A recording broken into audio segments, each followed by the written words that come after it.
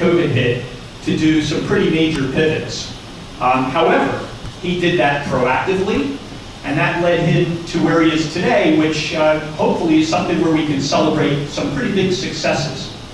So in March of 2021, Jared was on Shark Tank, did Temple very proud, and landed $500,000 of investment from two of the sharks, Lori Greiner and Mark Cuban. Subsequently, or actually not even subsequently, but since January of 2021, his business has grown over 1,200% in revenue. Pretty significant.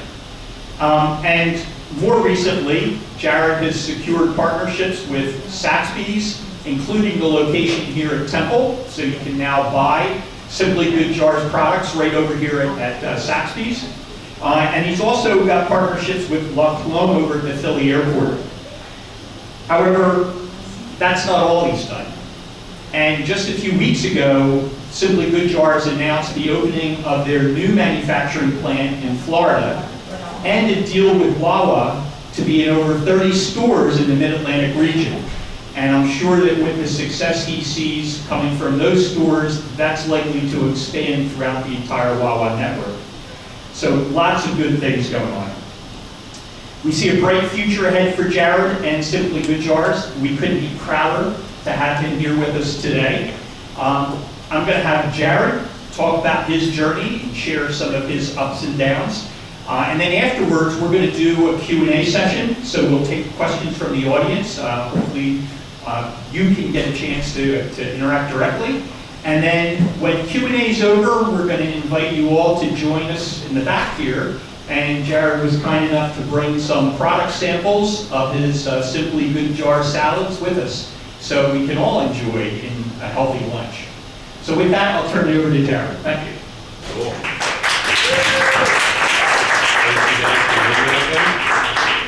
Everybody good?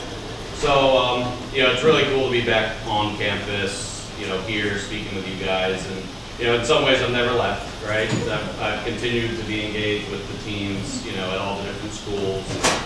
Kind of bittersweet and cool at the same time that, after this break has returned, we're now not only available at Saxby's, but through Aramark at the library, at the tech center, the law school, the medical campus, and the Ambler campus. So, continuing this kind of thriving partnership. But, I think to kind of kick us off, the reality of entrepreneurship is it's a tough gig, but it's the funnest thing I've ever done. I would never go back and try and rewrite history, but the reality is, there's just constant iteration to everything that I've done in my journey, and I figured I could share a little bit of that with you guys, but then really spend, the majority of the time here just opening it up. Questions, raise your hand, they might pass the mic around, or we can connect, trying some product in the back or whatever. So I'm here for you guys. I'll tell you a little bit about me and what I've learned, but it's not going to be exhaustive. It's going to be, high level, and then we can dive into the details. So, a little bit about me and how Simply Good Jars came to be. I've been cooking my whole life. So since I was 3 or 4 years old, I'd step on a step stool, be, cooking Thanksgiving and holiday meals with the family, for the family. And, at a fairly young age, realized that I loved to cook and that it was something I really wanted to pursue as a career. So I did. And I, went to culinary school, spent 18 years in the industry, up and down the East Coast, in Miami with Ritz-Carlton, in the Carolinas with a bunch of restaurant concepts. Came back to Philly in 2012. And kind of got a stint back with an old company, Iron Hill Brewery, helped them open a bunch of new restaurants. And meanwhile, had always had this kind of entrepreneurial idea about starting my own company, but really didn't feel like I had the confidence to do so, right? And so part of, my 5-year plan in the making, which is what Simply Good Jars ultimately was, looking at an entrepreneurship program so I could understand, okay, can I build a foundation of knowledge of how I would go about doing this if I even could do this, and insert all the excuses here.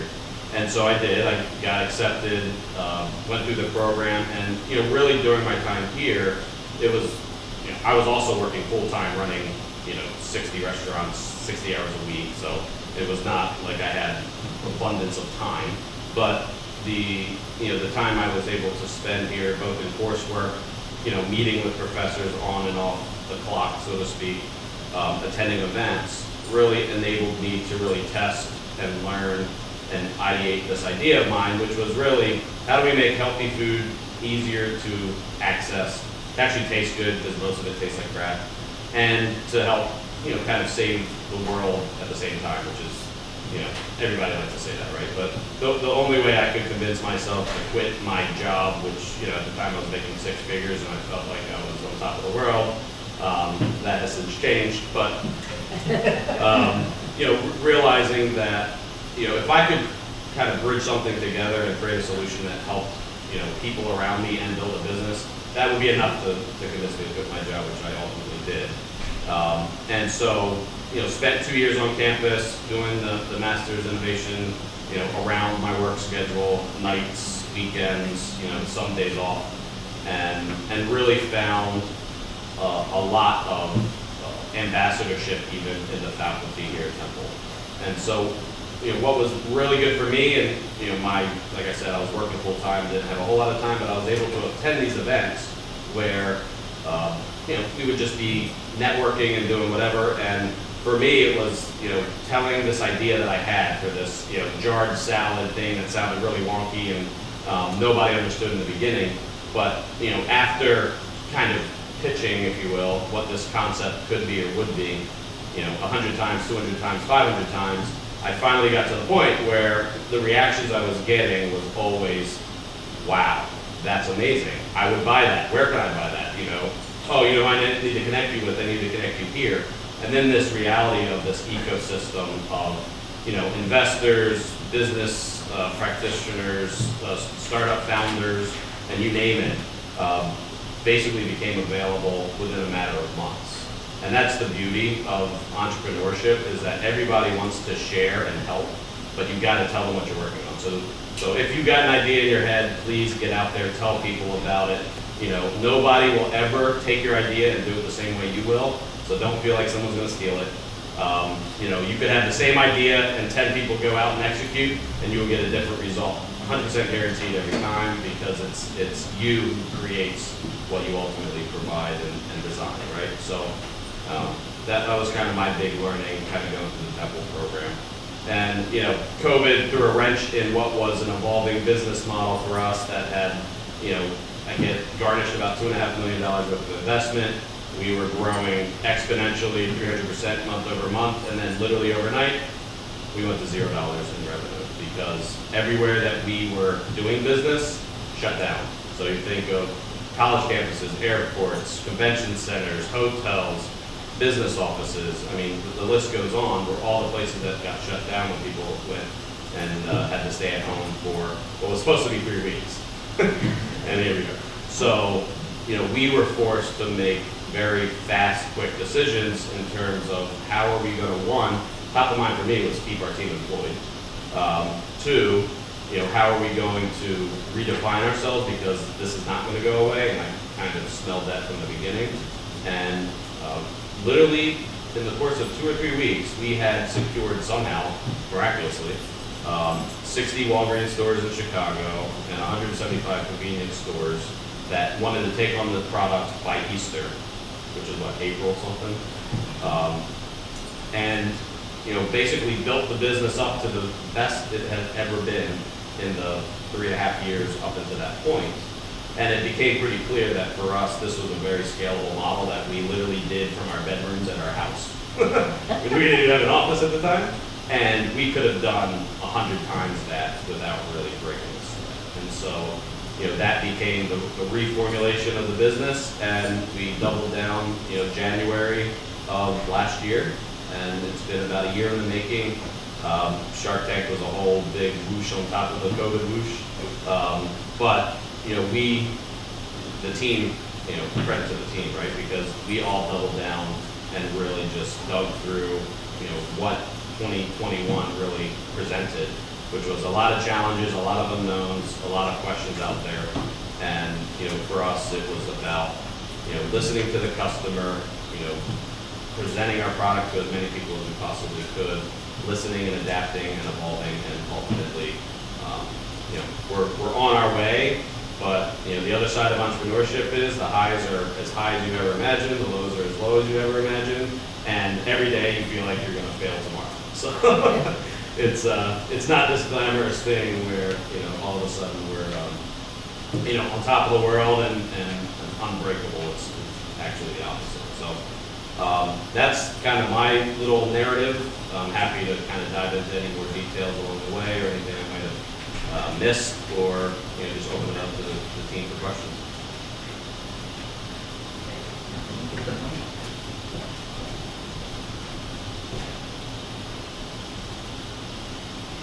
Anybody have any questions they'd like? Oh, okay, good. We'll work our way back. Hi, thank you to be here. My question is, how at the beginning of your company did you convince people that your product was more than just a traditional salad? How did you convince people at the beginning? Well, in the beginning, the business model was really about the distribution advantage of getting fresh salads in places where you would normally not have salads available, right? And so what we did is we leveraged almost like a vending machine concept, where we were able to install fresh food in the office of the office building, or the lobby of an office building, for example, right? That if you wanted to eat, you either had to get delivery or you had to go out to a restaurant. We brought it right to that kind of environment where you could just walk up, swipe a card, grab it, and go back to your desk. And so it was more about the convincing of the business model of this access play to fresh food and making it more accessible in more places. And with an economically sound and profitable model, which ultimately got wiped off the face of the earth. But that was kind of the initial phase. But it cost money for us to do that. I started this company on a $1,000 loan, and thought I would basically run out of money in 6 weeks. Haven't run out of money yet somehow, and so we had to solicit investment in order to buy these vending machines, to put them in places. And early on, kind of the solicitation of investment in my mind was the typical sales pitch, right? This is a great fresh product, you're gonna love it, it's gonna satiate you, it's nothing like you've ever had before, it's delicious. But the reality is, if you are looking and seeking investment, it's not about, delivering you the value propositions, just to get any type of investment. It's really about, telling a story that says, if you give me $1 today, I'm gonna give you $10 in 5 years or less.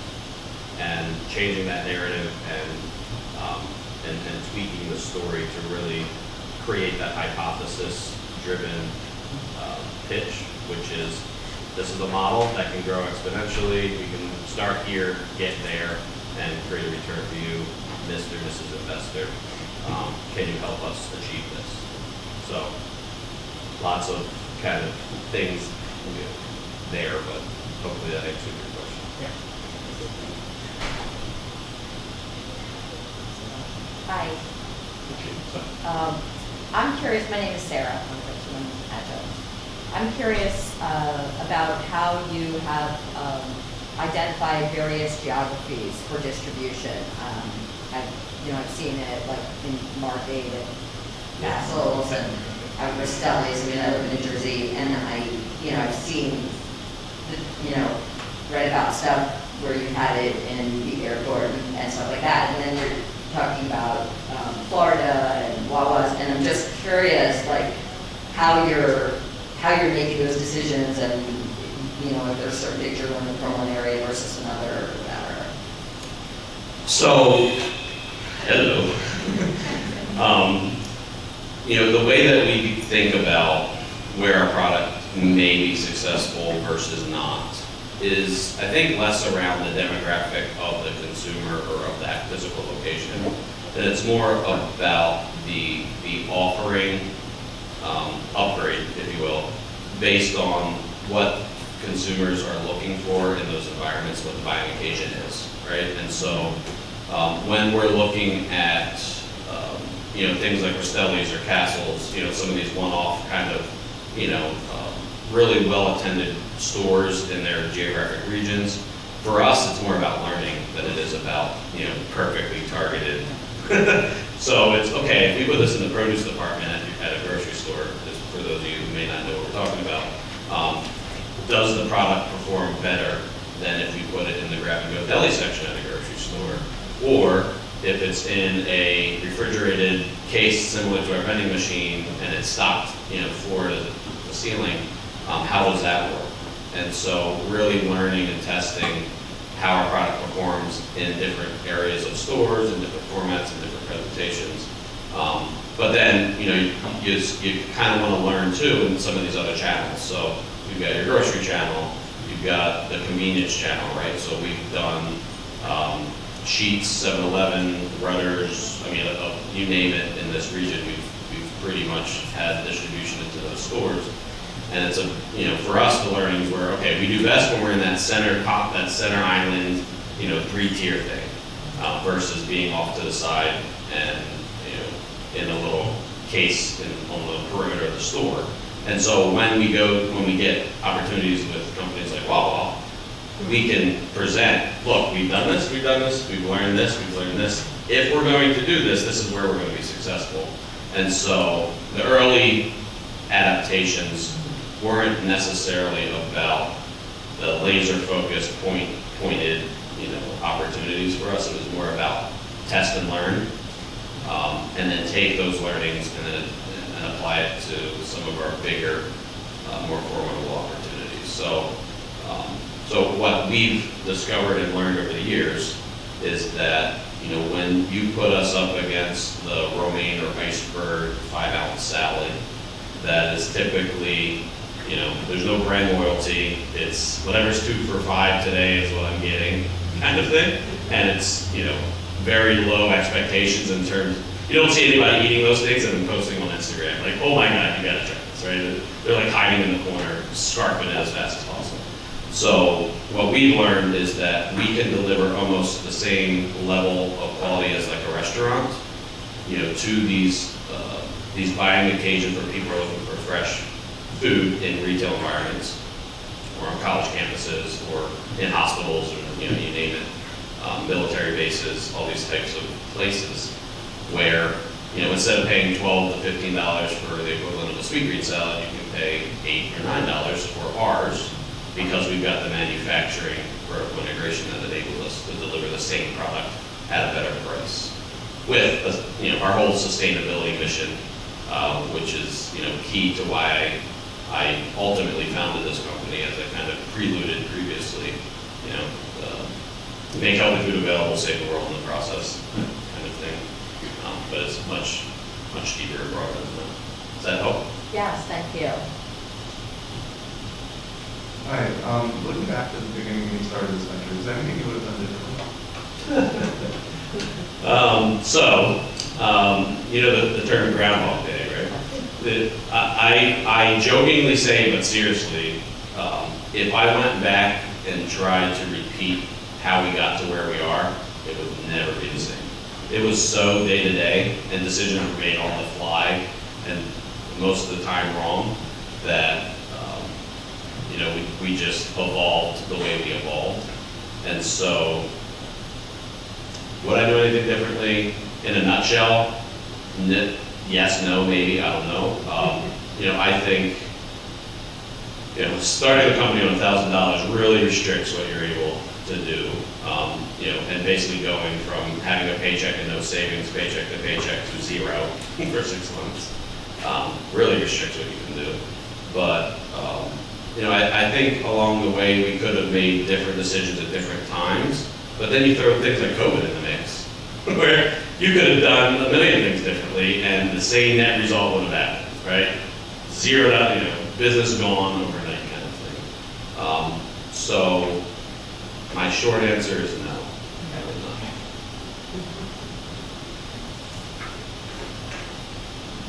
As an entrepreneur, how do you separate yourself from the competition in a market that's highly saturated? Well, it's salad at the end of the day, at least today, is our product offer. And, differentiation is a huge key driver for a lot of business growth, especially if you're building a brand and creating that loyalty around that brand. For us, initially it was about getting fresh food in harder places. We we called, what do we call it, the captive consumer, right? Where you were kind of stuck in an environment, you couldn't, really get out and you didn't have access to food, let alone fresh food. And for us, that was a huge value proposition and differentiator. Talk to the pivot where now we're sitting at retail alongside, 2 for $5 salads that, the experience isn't great. And Professor Carey knows this well because we discussed it at length even before I launched, which was product shelf life when you're talking about fresh food and the amount of food waste that happens as a result is a huge problem that plagues fresh food manufacturing and food distribution, period, globally. And so what we were able to unlock over the course of 2.5 years and $2 million was a technology that we invented and have now patented. It's published here in the US, Europe, and we're waiting on Canada and Asia for a process and utility to effectively extend the usable life of fresh ingredients by 2 to 3 times that of products that don't utilize our technology. So we've dubbed this smart jar technology as of 3 weeks ago. But for our customer, right, who is ultimately the Wawas, the grocery stores, the Aramarks of the world, who are buying our product and hoping they can resell it, right? Because the reality is they almost budget 50 to 60% of everything they purchase is not going to get sold, they're going to throw it away. And the reality is overarching 40% of food, produced for consumption is never sold. And what we're able to deliver to that customer, in point of differentiation to your point, is twice as long to potentially sell that product and not throw it away. And so what we've seen, and we only launched this to market last November, so it's even fresh for us because it took so long to get there. But it was this constant drumbeat, in the team's mind, in my mind, and what we have been simultaneously working on forever is, now we can deliver, almost zero food waste on the shelf for the retailer, and at worst, single digits. And we deliver a price point that's about 40% higher from an SRP perspective than the other product, which gives them better gross margins. What's SRP? $8.99 typically. Okay, what's it mean? Say again? What's SRP mean? Suggested retail price, so what you would pay for it if you went to the grocery store. So we're delivering to our customer, as a point of differentiation, about twice the time to sell the product, about 40% better gross margin dollars, and effectively eliminating that budgetary shrink. And we're the only ones that can do this. So that becomes for us a huge selling advantage when we're talking to the Wawas of the world and the other stores, where yes, there's the question, will this sell at this price point for our customer and consumer? But you take 2 steps back, and ultimately it's, can you build me a better profitable program with better quality? That's what everybody wants, and that's what we can deliver.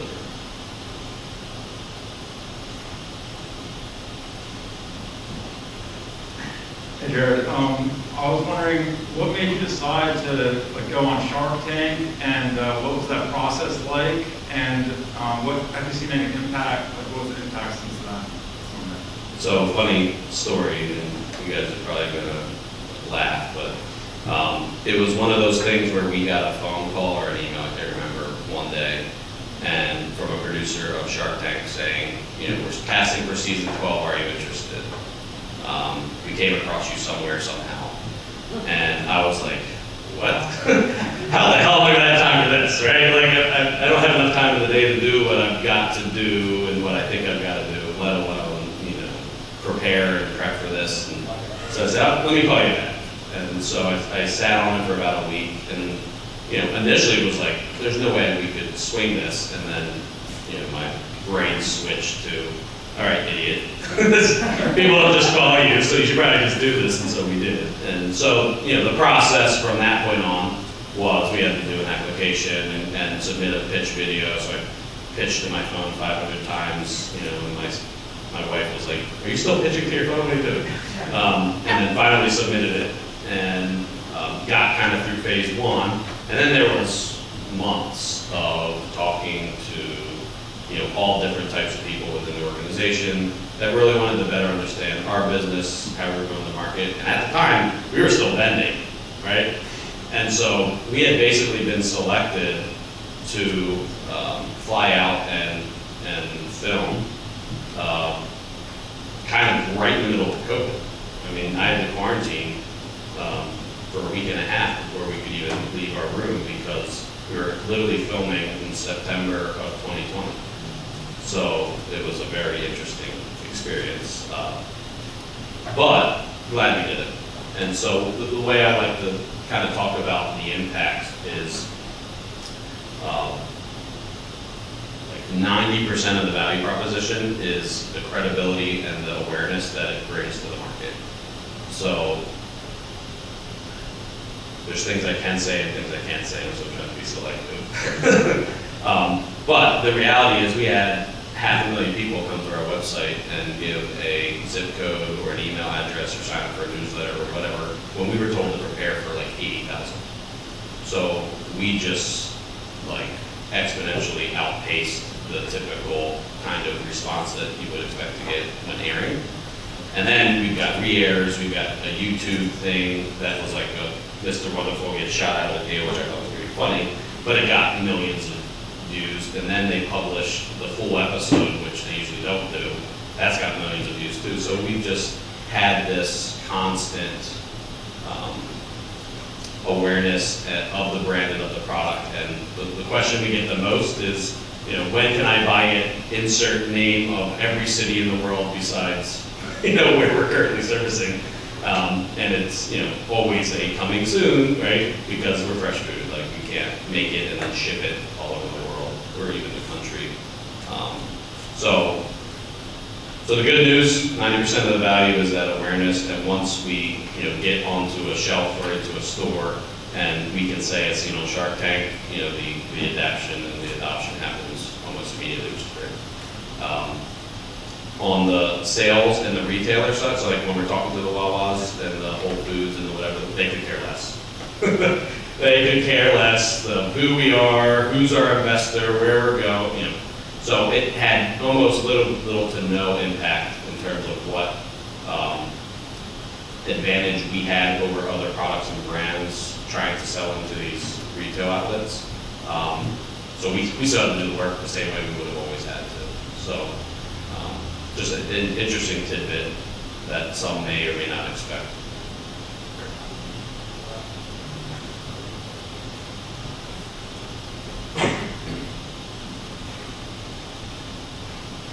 Hi, could you talk about your sourcing and your distribution model since you're starting to expand so rapidly? Yeah, sure. And So, the second question, I'm sorry, and the third question, I guess, is that the food that doesn't sell in your stores, are you able to get those jars back? So then you, because of the sustainability, are you able to get those jars back and then reuse them, or how does that work? so on the supply distribution, our whole model is designed to operate non-contiguously in specific markets, by about a 500 to 700 mile radius. So if you take our New York facility, and you draw a 700 mile radius, that is the operating zone, if you will, where we're actually sourcing in materials, producing our product, and then distributing out our product, our finished good, right? And so for us to scale nationally, which is what everybody's always like, when you go national, it's a lot harder than you think, especially in fresh food. So we need 7 of those facilities, which we've established. We've got contracts in place and partners to do this all around the country in very unique areas, which allows us to basically encompass the U.S. in that 700 mile radius from each site. So there's, last year, and I might be talking a little jargon, so forgive me a little bit, but our fulfillment rate, meaning when a customer places an order, what's the percentage of all orders placed that we're able to actually deliver on time to that customer, was 98.2%. The industry average last year with all supply chain issues and stuff was like 55%.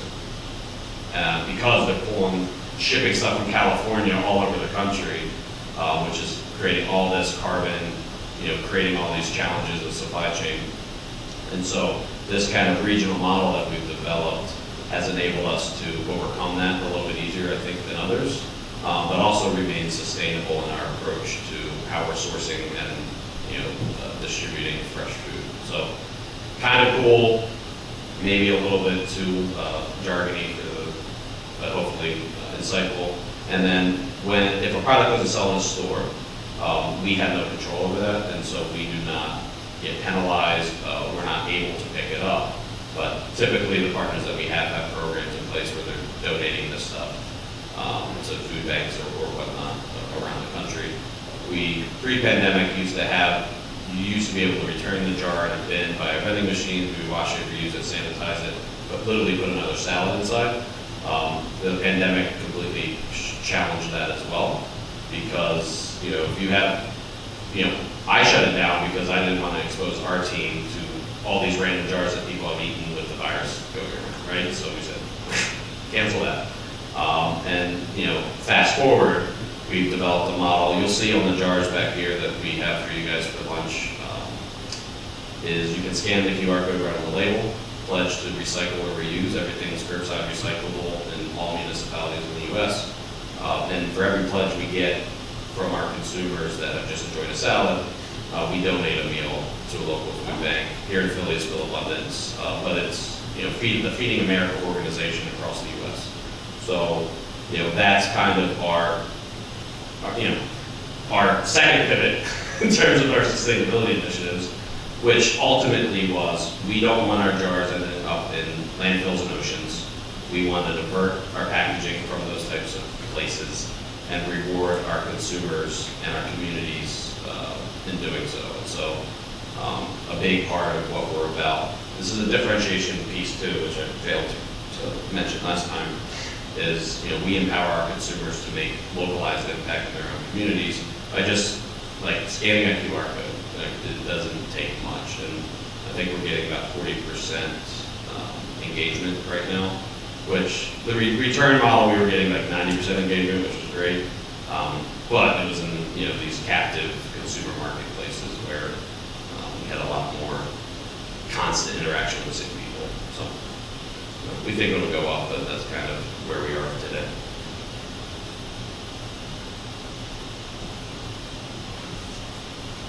Hello. So you mentioned that you spent several years in the food industry and working in kitchens and various restaurants throughout. I kind of wanted to ask you like how that carried over into your innovation and into your venture once you kind of started, and like what experience you had that kind of helped pivot and propel the brand's like early years. Yeah, that's cool, and I think it does apply almost across the board.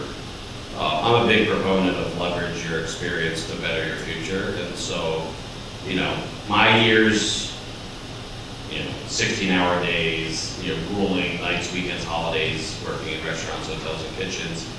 Not the most glamorous life, but I learned and instilled a lot of values in the teams that I ultimately came to manage, and then in myself, which was quality, quality, quality, consistency, consistency, consistency. And the number one, the hardest thing to control in the restaurant industry, especially when you have multiple restaurants doing the same thing, is consistency. You've got humans, of different backgrounds, a different level of training, producing the same product. It is very inconsistent. And so creating processes, systems, guides, all of the things that help you create a very consistent product is key in that industry and applies greatly, as you can imagine, into a manufacturing line of fresh food that is literally hand deposited 14 times. We're doing 40 jars a minute is how fast these things are put together. And so you can imagine how inconsistent they could potentially be. And so for us, we want everyone that grabs a Simply Good jars, no matter where they are, Florida, Philly, New York, Boston, DC, whatever, to have the same exact experience. And so I think from a product perspective, a ton of kind of my values as it related to food, making food in restaurants applied across the board. And then I think, the kind of standard business practices and becoming a food scientist, quite frankly, was something I just had to learn on the fly. So there's a lot that carried forward, a lot that had to kind of be learned in real time as we were adapting the business. And what I like to say all the time is, it's my job to surround myself with people smarter than me. And if I'm the stupidest person in the room, I've done my job. And while being a sponge, listening, learning, taking notes, and then ultimately directing kind of towards the vision that's been kind of spewed out there, if you will. So hopefully, I tend to ramble sometimes, so hopefully I got to your question.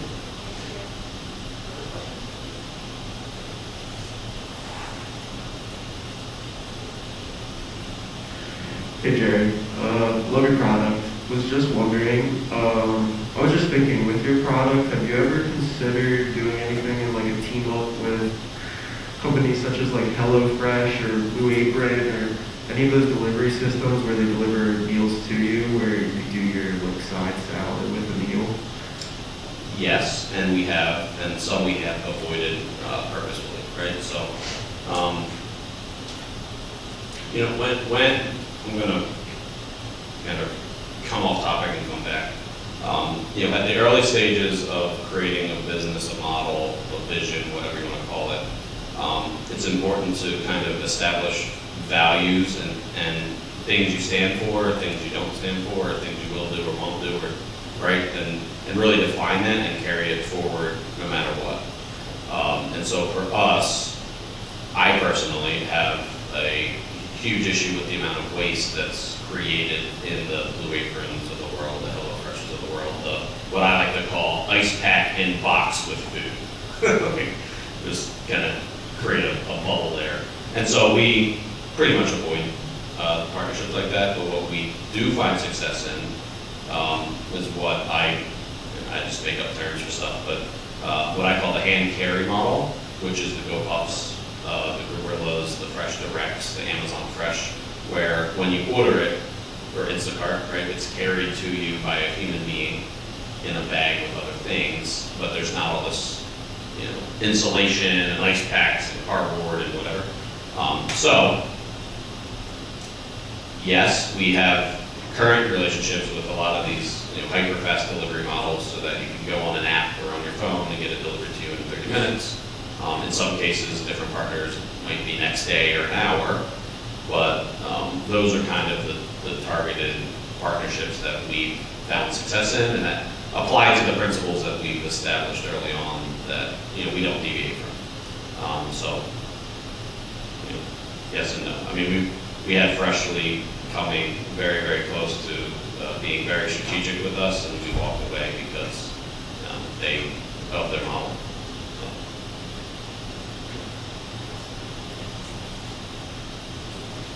Hi, Jared. My name is Alina. My question is, what are your plans for the future? Are you going to stick with the salads, or are you going to come up with like overnight What do you know that I don't know? parfaits? So you guys have some salads back here. We have a lot of other products that are in some ways first of their kind because of the technology we've developed, right? So, we're able, I use the very broad term, preserve fresh ingredients, because that's what we can do. And so anything that's ready to eat, fresh, that you could imagine would be in kind of a grab-and-go case, does not need to be heated up or anything like that. We have a distinct advantage, the same advantage in terms of delivering higher quality, better shelf life, and combining these types of things to create new innovative products. So we've got several other products that have already been developed, some in concert with some of the largest retailers you could imagine, to launch into market later this year and next year. And so, I can't broadly cast what exactly they are, but again, just think fresh ingredients, blah, blah, blah. But at the flower show in Philly that we did last year, we'll do it again this year. We did a really cool just sliced fruit program that, in a smaller jar. We used to, pre-pandemic, have these yogurt parfaits and vegan parfait things. Those are coming back, which is by a ton of requests that we're finally able to execute on at this level of scale in manufacturing. And then some really new, exciting first of their kind products that we just spent all last week at the Natural Products Expo in California, speaking to all the big grocery convenience retailers you could imagine, and previewed some of these products to them kind of in the back corner, that got a lot of really positive attention. So hopefully by June or July, those things will be a little bit more public domain.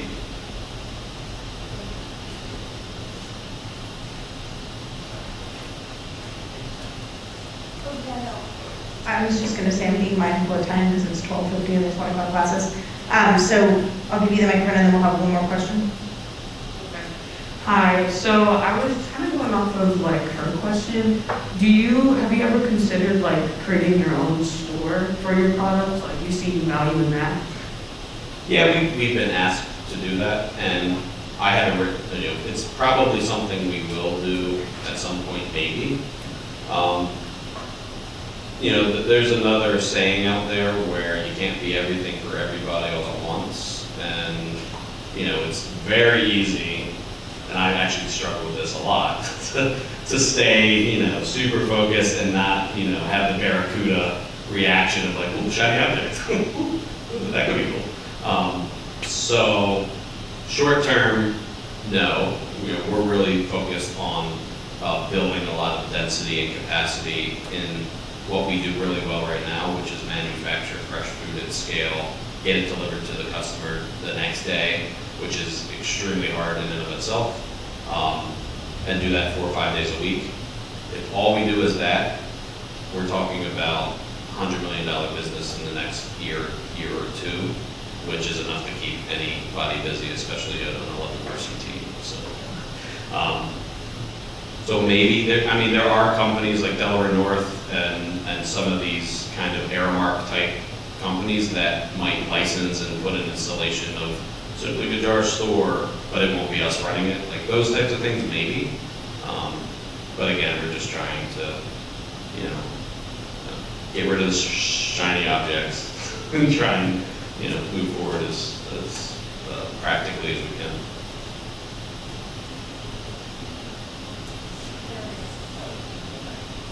Hey Jared, Carrie Slade, nice to see you again. Thanks for coming in. What's up, Yellow?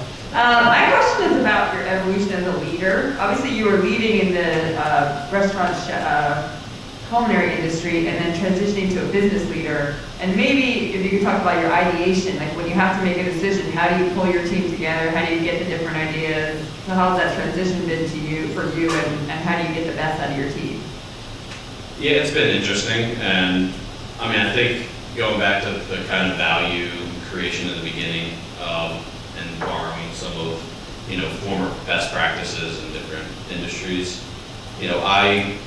I'd say probably 8 or 10 years into my career as a chef, my inspiration changed from making a really beautiful plate of food that was perfectly cooked, perfectly presented, and it went on as a special and it sold out in 3 hours, right? Like there was a huge level of like gratitude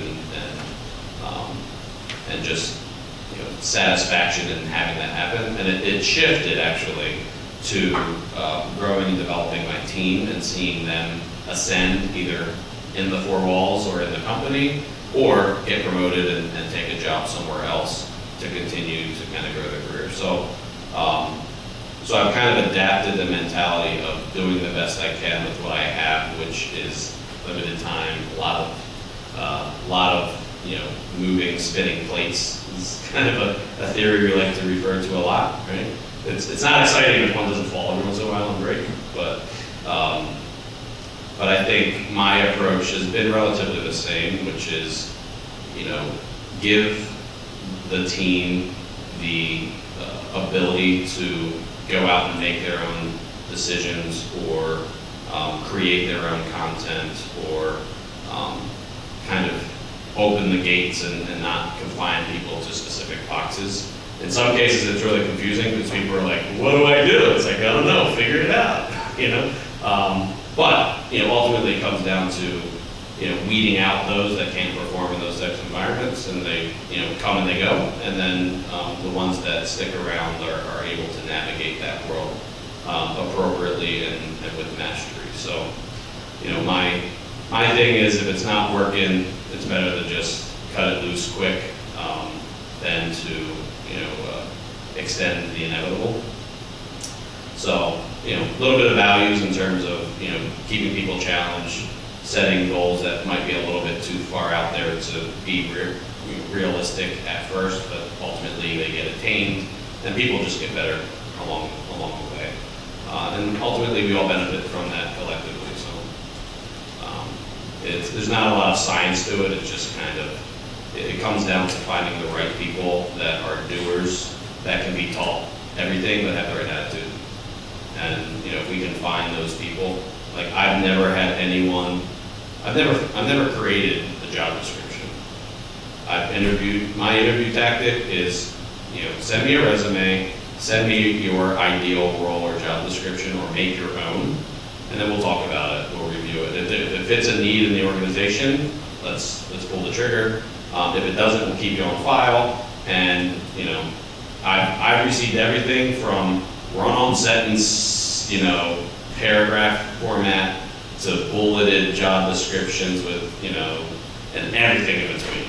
And it really tells you a lot about how someone approaches work when they put things like that together with very little to no criteria or boundaries, and that has proved semi-successful, I think. But there's a million ways to do it. Okay. With that, I'm going to say thank you, Jared. Let's have a round of applause for Jared.